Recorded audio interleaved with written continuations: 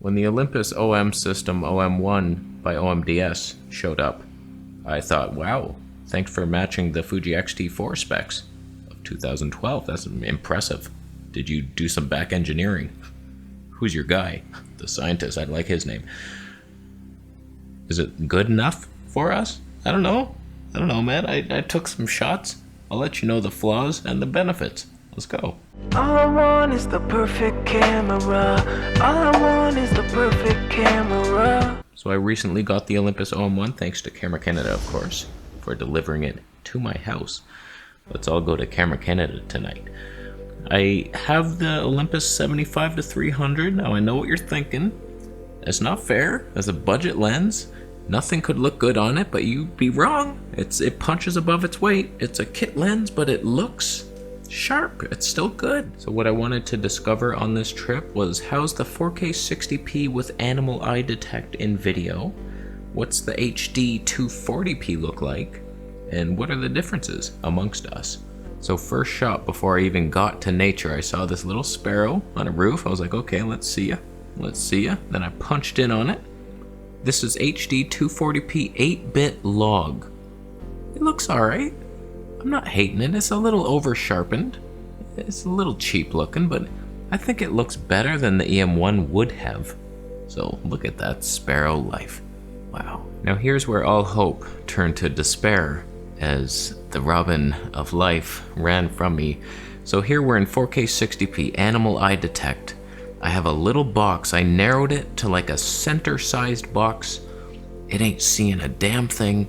It's hunting. To be fair, it's a pretty dark scene at this point, and this lens is known to not be very good in autofocus, so if you have the 300mm prime, maybe you're seeing something different than what we're witnessing now. But like that red-winged blackbird, it just would not do it. I get that that's a challenge, there's leaves in front of it, but I was like, come on, I'm moving slightly over. You could do it. It could be my settings, I don't know, but I've found that the OM1 is nowhere near as reliable as the EM1 in autofocus, no matter what your settings are. So I don't know what to even do with it. So like, we got a squirrel. This was a magical looking shot. I mean, the colors are beautiful, those greens. We got like a gray squirrel, pregnant, about to feed her baby. Found a nut. The eye detect is latched onto the twig in front. We're not even close. And I'm like, okay. I moved a little closer, and this is where I got fed up. I was like, you know what? That's not in focus. It's very clear. It's an animal. It's detecting him on the screen, but not in real life. So that's when I decided to just switch into manual focus and do things like I've been doing. And then this camera starts to shine again. It's like, this is no longer a cheap looking image. And the fact that it's so light, we're talking one of the more budget setups for wildlife and lightest weight with that lens. It's so tiny and cheap. Not bad. Not bad. The 4K 60, it looks good. I actually just took it out versus the Fuji. I'm not going to spoil those results, but a competition, it might have been. It might have been. Now I just wanted to try a couple things. Here's 200 frames per second in 10-bit and log. And this is the max you can do in 10-bit. I'm going to switch over to 240 frames, but that brings it down to 8-bit. And now, I don't know, I don't like log in 8-bit, it just doesn't seem right. So this it's a little cheap looking. It's good enough for your life. It's YouTube life. The squirrel's laying down, she's relaxing, why can't you relax? The shots look okay to me, it's just when you start comparing them to other cameras, then you might see the difference. But just my pet peeve with this camera is switching between modes. I've already made a video showing you how awkward it is, because like going from 240p to 4K 60 is like 3 menu changes, bunch of shit. You gotta go from log to flat, 10-bit to 8-bit. Here's me trying again just to get that animal eye detect to work. It was recognizing the squirrel, even though it's in bird mode. It was like, it was doing it, but it wasn't until I back button focused did it work. And that's what I've noticed. Just letting it decide on its own, like it's just not gonna do it. You have to help it at all turns, and if that box ever leaves the subject, It's over. It'll never return. Here's some froggy footage. 4K 60p, ibis all over the place. Not super inspiring on that ibis, but animal eye detect is here. It's noticing the frog. It's got it. It's very simple, stationary frog. It's in the shot. There's nothing else to be confused about. Here's HD 200p. You can see it has that over sharpened, cheap look to it. It's not like cinema quality beauty. It's pain and misery. But some of you might be like, oh, look how sharp that is. That's amazing. And it's actually pretty pleasing. Not bad for a 10-bit codec, except that ibis. Calm down, buddy. I was kneeling though. It was a weird stance. And here's some bread in a tree somehow. And a red-winged blackbird said, hey, I don't mind. Who made these dinner rolls? You know what I mean? Thank you. I don't mind this. I found myself very disappointed that the animal eye detect wasn't working, but when I reverted back to how I usually shoot with the Fuji X-T4 and the EM1, just back button focus, manual tweaks, it's a pleasure. And it's better than my EM1 because we have 4K 60 now, so I can get some slow-mo, whereas I only had 4K 24p. And then it's just those slow motion modes, they really do suck. They suck. They're over sharpened, they don't look right. Manual focus basically, just single autofocus, then you can't change it, only manual. You get used to it, but exposure also locks once you press record. I don't know, man. And there's not much of the tonne. It's a problem. It's a micro four thirds problem. Especially this lens, it's a 6.7, which is a 13.4 Tony's equivalence. That's too many Tonys at a Thanksgiving dinner, if you know what I mean.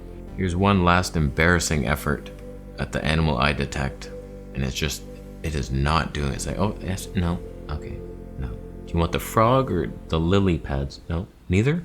How about this leaf in front? That's nice. Is that what you want? No? So I just switch into manual and say, okay, I'm done with you. Like, do not do it. That's what I worry about. If I want to go to the Fuji X-H2S, in my mind I'm thinking, oh, I'm gonna have animal eye detect. Is it gonna work? I doubt it. I doubt it's gonna be too reliable. So like, I feel like if I get that camera, I'm gonna be back in manual focus mode anyway, but at least I would have 4K 120p and HD 240 with a bigger crop than the XS10 for $7,000. Now, I don't mean to alarm you, but I did manage to catch a frog fight on film in a swamp as they chased each other in cinematic glory. Shall we witness that about now?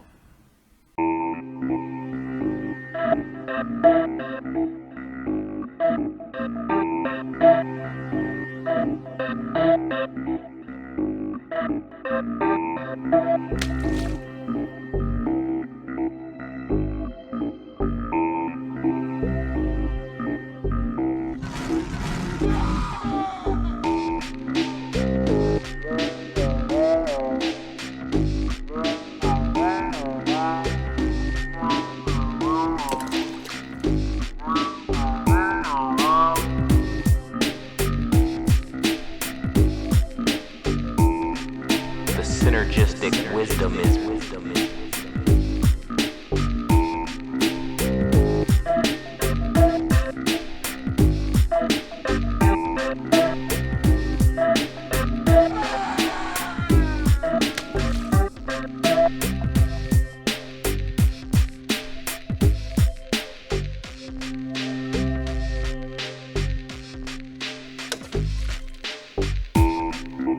Lions and monkeys.